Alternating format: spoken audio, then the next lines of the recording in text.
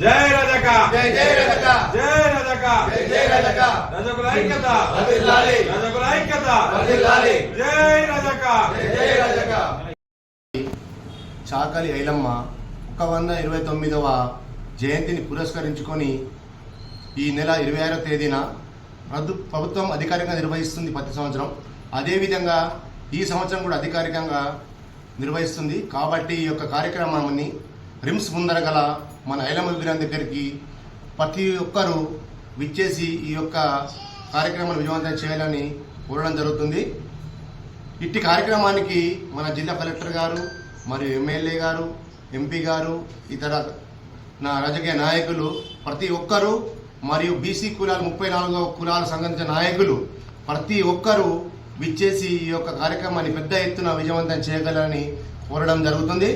అదేవిధంగా మన రజక కులస్తులు పెద్ద సంఖ్యలో విచ్చేసి ఈ యొక్క కార్యక్రమాన్ని విజయవంతం చేయాలని పేరు పేరున కోరడం జరుగుతుంది.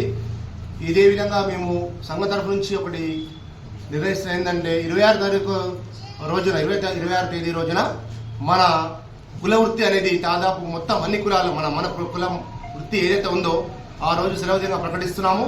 ఆ రోజు ఎలాంటి ఐరన్ షాప్స్ కానీ, ఇస్త్రీ షాపులు కానీ, ఎలాంటి కుల వృత్తి కానీ, బట్టలు ఉతకడం కానీ ఏమీ కానీ ఉండదు. కాబట్టి ఆ రోజు మన రజకులు పెద్ద సంఖ్యలో విచ్చేసి ఈ యొక్క కార్యక్రమాన్ని విజయవంతం చేయాలని మేము కోరడం జరుగుతుంది.